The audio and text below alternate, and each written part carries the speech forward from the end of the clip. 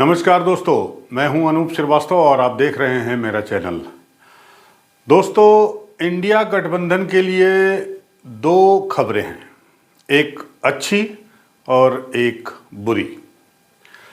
तो चूंकि इंडिया गठबंधन के साथ लगातार बुरी खबरें ही सामने आती रही हैं, इसलिए पहले मैं आपको बुरी खबर बता देता हूं। और बुरी खबर ये है कि उत्तर प्रदेश में राष्ट्रीय लोक दल, जी हाँ, जयंत चौधरी की पार्टी राष्ट्रीय लोक दल, जो समाजवादी पार्टी के साथ लोकसभा चुनाव के लिए गठबंधन किया हुआ था, अब सूचना ये आ रही है कि जयंत चौधरी एनडीए का दामन थामने वाले हैं।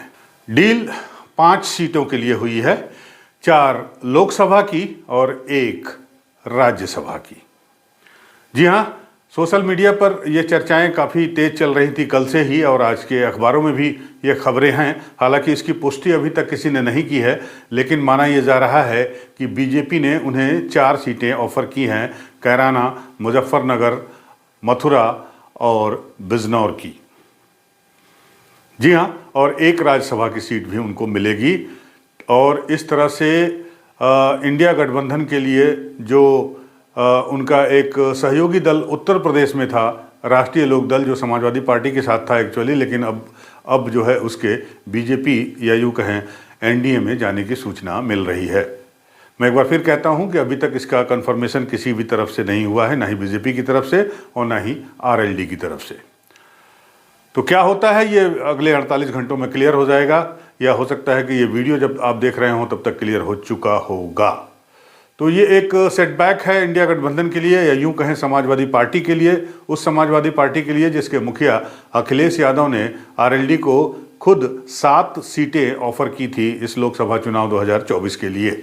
वजह भी इसकी साफ है। आपको पता है कि जयंत चौधरी साहब जो हैं वो अजीत सिंह साहब के बेटे हैं, और अजीत सिंह के बारे में सभी जानते हैं या सबको पता है कि हमेशा वो सत्ता की धुरी के इर्द गिर्द ही मंडराते रहे अपने राजनीतिक कैरियर में।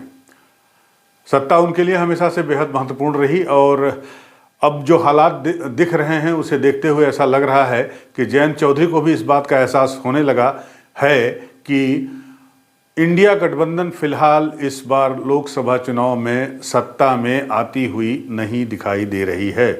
लिहाजा अगर सत्ता की मलाई खानी है तो बेहतर है कि बीजेपी या एनडीए का दामन थाम लिया जाए। जी हाँ, अब वो शामिल होते हैं तो जाहिर सी बात है कि उत्तर प्रदेश के कैबिनेट में भी उनके पार्टी को जगह मिल जाएगी, क्योंकि कैबिनेट का एक्सपेंशन होना बाकी है। ओम प्रकाश राजभर को अकोमोडेट करना है, और साथ ही साथ जो मऊ से चुनाव लड़े थे विधायक, जिन्हें एमएलसी बनाया गया है, उनको भी बनना है मंत्री, तो साथ ही साथ ये भी अकोमोडेट हो जाएंगे। तो ये एक बड़ी वजह मानी जा रही है सत्ता में शामिल होने की, सत्ता हासिल करने की, जिसकी वजह से ये फैसला जयंत चौधरी लेने जा रहे हैं। तो ये बुरी खबर थी। अच्छी खबर भी आपको बता देता हूँ। अच्छी खबर ये है कि कल समाजवादी पार्टी के राष्ट्रीय अध्यक्ष अखिलेश यादव ने एक्स पर एक पोस्ट किया, और उसमें उन्होंने एक चिट्ठी पोस्ट की, और चिट्ठी में उन्होंने खड़गे साहब, जो कांग्रेस के अध्यक्ष हैं मल्लिकार्जुन खड़गे, उनको धन्यवाद दिया, और धन्यवाद देके कहा कि भारत जोड़ो न्याय यात्रा में बुलाने के लिए आपका धन्यवाद, और मैं इस यात्रा में अमेठी या रायबरेली में शामिल होऊंगा।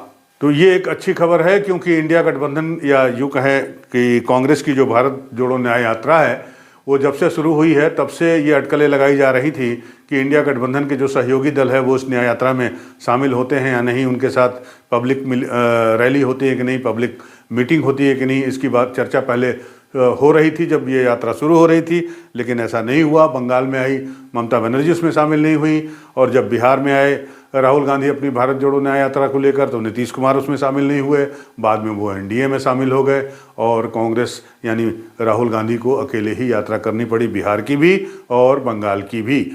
लग रहा था कि उत्तर प्रदेश में भी ऐसा ही होगा, लेकिन उत्तर प्रदेश में ऐसा नहीं हुआ, और उत्तर प्रदेश में अखिलेश यादव ने फाइनली ऐलान कर दिया कि वो इस यात्रा में शामिल हो रहे हैं, और वो भी कांग्रेस के गढ़ माने जाने वाले रायबरेली या अमेठी से। जी हाँ, आपको पता है कि अखिलेश यादव ने 11 सीटें ऑलरेडी ऑफर की हुई हैं गठबंधन के तहत, सीट शेयरिंग के तहत कांग्रेस को। कांग्रेस का उस पर अभी कोई जवाब स्पष्ट नहीं आया है, पुष्टि नहीं हुई है। लेकिन जिस तरह से बातचीत हो रही थी, थोड़ी तल्ख हो रही थी उत्तर प्रदेश कांग्रेस के नेताओं में, वरिष्ठ नेताओं के द्वारा और अखिलेश यादव के द्वारा या उनके नेताओं के द्वारा, तो ऐसा माना जा रहा था कि गठबंधन जो है ये उत्तर प्रदेश में भी खटाई में पड़ने जा रहा है। लेकिन अब ऐसा नहीं है और अखिलेश यादव के ऐलान के बाद अब ये तय हो गया है कि उत्तर प्रदेश में अब कांग्रेस और समाजवादी पार्टी मिलकर चुनाव लड़ेंगे और किसी भी प्रकार के सवाल जवाब के लिए जो है अब दोनों के जो आला कमान है, अखिलेश यादव वर्सेस राहुल गांधी, इनकी सीधी बातचीत होगी, सीधे सवाल जवाब होंगे, सीधे संवाद होंगे और इसके लिए बाकायदा कांग्रेस के गढ़ को ही चुना गया है। चर्चा ये भी है कि राहुल गांधी अमेठी और वायनाड दोनों से चुनाव लड़ सकते हैं। आपको पता है कि समाजवादी पार्टी पिछले 1.5 दशक से अमेठी और रायबरेली 2 ऐसी लोकसभा सीटें हैं जहां पर उन्होंने अपने उम्मीदवार नहीं खड़े किए हैं, वॉकओवर एक तरह से दिया है कांग्रेस को।